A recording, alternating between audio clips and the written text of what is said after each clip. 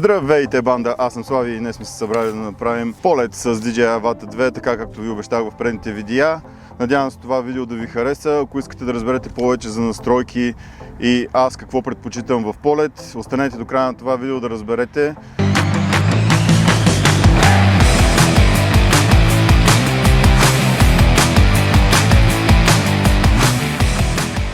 Днес ще направим един полет с ремонт контролера, да видим той как действа. Може би ще пробваме Easy Acro Mode, да видим той как се представя. Също така ще направим един полет с дистанционното Remote Controller 3 и може би ще направим един полет в Manual Mode. Останете до края на това видео, ако искате да видите повече.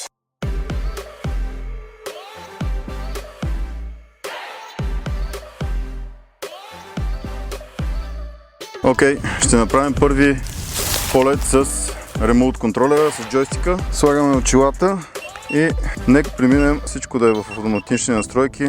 Ще изключим стабилизацията, за да може да го стабилизираме после в последствие в GyroFlow.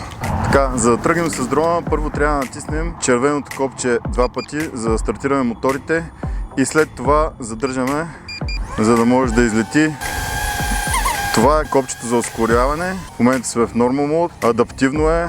По принцип, колкото повече го натискате, толкова по-бързо върви дрона. Също може така, ако дадете назаде, може и да се връща назаде. По принцип има малко вятър, но тук съм избрал една нивичка с някакви бали, за да бъде малко по-живописно. По принцип, за да видите наляво, трябва да направите движението от китката и ако искате да вървите нагоре, трябва да насочите самата точка нагоре и ако искате да слизате надолу, просто надолу. По принцип така се управлява. Както казах, има малко вятър. Нека преминем малко към настройките, които показва на дисплея. N в най-ляво долу е за Normal Mode.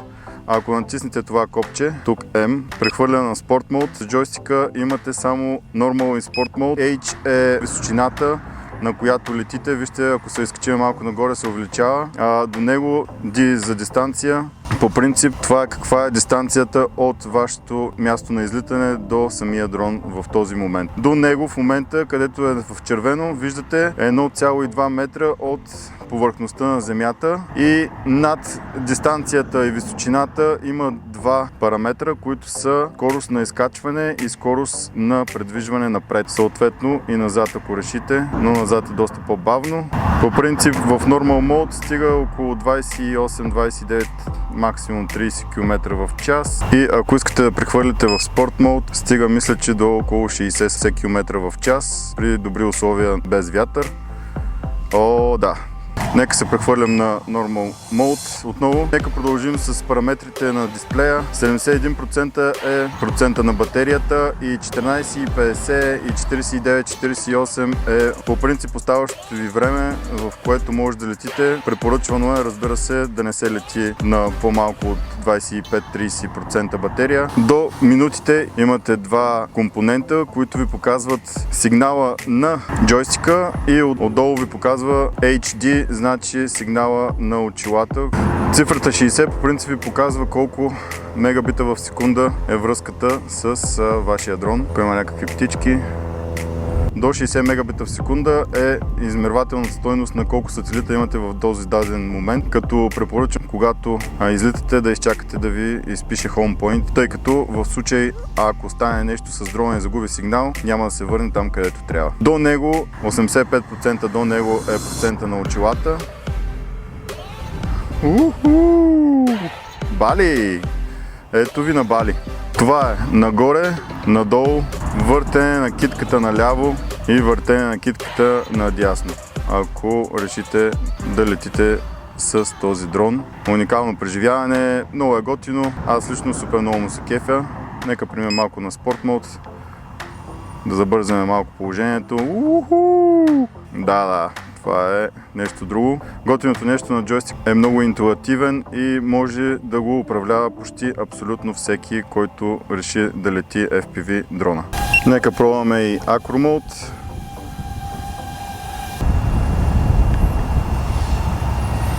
Дрифт. О, да.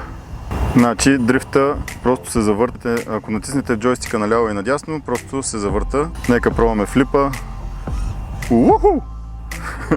Натискаме нагоре и надолу, наляво и надясно може ли? Охо, наляво и надясно можел. Това е първият път, който пробвам, между другото, Acro Mode и е доста фън, доста забавно. Нека пробваме още Low Battery, за съжаление. Това беше полета на китайката. Ако имате някакви въпроси, питайте в коментарите. Искаш да ме биеш, нещо ми се струва. Добре, пада ти батерията. Окей, разбрах.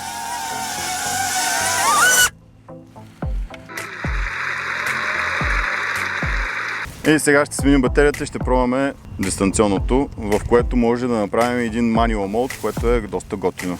Останете до края. Аз съм като дебел Тим Кук, който представя новия тъп iPhone. Все едно, че не знаете какво представлява вата, ама аз пък се съправя на ютубър и... Добре, така. Сега ще завъртим малко новите стикове. Аз препоръчвам точно тези стикове. Може да се нагласите по принцип височината. Препоръчвам ви тези. Надявам се да е в фокус. И малко се заплетах. Има GoPro-та, MoPro-та. Така, да видим как се виждат тук. Пак сме тук и сега ще се пробваме да полетим с дистанционното. Изчакваме да хванем достатъчно, хванахме достатъчно сателити. Home Point Updated. Задължително аз винаги чакам за този надпис. И по принцип какво се случва сега? За да запалите моторите, трябва да направите точно това движение. Двата стика към вас и нагоре, за да може да полети.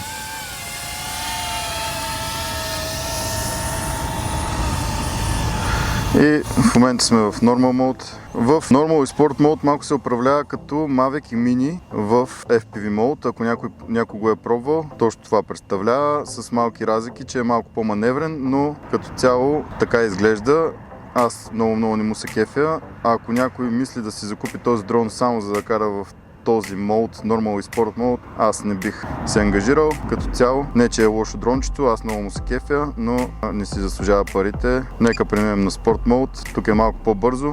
Тук стигаме до 47 км в час, което може би заради вятъра. По принцип трябва да е около 60 км в час.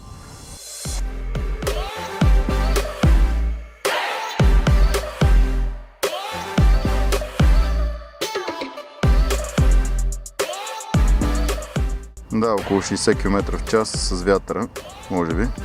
Пълна газ и до толкова.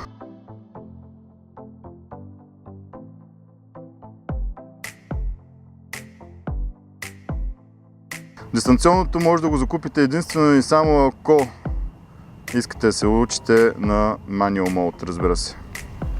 И нека преминем да направим един пробен полет с Manual Mode. В началото гледайте да направите един полет с ъгъла на камерата около 15%, тъй като поред зависи колко ви е по-голям ъгъла, толкова по-бързо се движи дрона. Аз по принцип летя на около 27-30, но в момента ще направим един пробен полет на 15, тъй като се учите вие. За да минете на Manual Mode, трябва да изравните. Вижте как като мръднете десния курсор, излиза от зелената точка и този левия джойстик трябва да го изравните с зеленото и мисля, че отнема около 1-2 секунди и започвате да летите на Manual Mode, което е най-големия кеф, тъй като може да правите ето такива някакви завъртулки. Оп, и спин. Типичното аватарско проблемче. Толкова препоръчвам, както казах в предишните видеа, да направите поне 20-30 часа в някой симулатор, за да можете да свикнете, тъй като няма нищо общо с нормалните камера дронове, самия начин на управление в Manual Mode. И правите такива някакви лупинги, които са супер готини. Може да карате супер близко до... Мен е малко странно в момента, тъй като ъгъла на камерата е само 15 и по принцип върви малко по-бавно. Нека увеличим малко на 23-26 примерно. И сега вижте, нещата стават на около 80 км в час, почва да се движи. Ще намаля малко и сега с вятъра и газ до дупка. Да, около 100 км в час. Това му е лимита по принцип. Ако искате по-бърз FPV дрон, определено това не е правилният дрон, но Аз препоръчвам този дрон много за начинаещи. Изключително много, макар че парите са доста, според мен доста се заслужава. Оп, ел спин. Можете, ако някъде сбъркате или объркате, винаги можете да минете на Normal Mode и на Sport Mode и се влиза като в авариен режим. И нека направим още един опит за Manual Mode и газ. Аз лично много му се кефя на дрончето, който има възможност може да си го вземе, обаче според мен най-добре е да може да си вземе това дистанционно, тъй като големия кеф е с точно това нещо.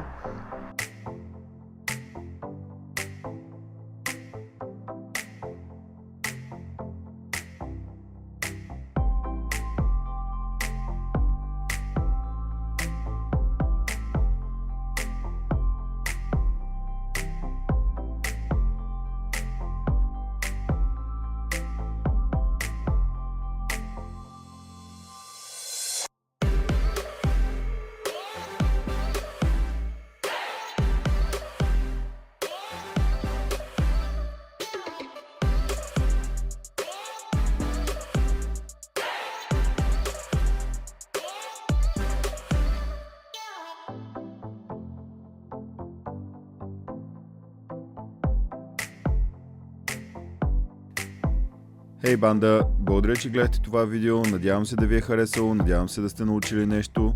Ако имате някакви въпроси, пишете под видеото в коментарите и до нови срещи. Благодаря!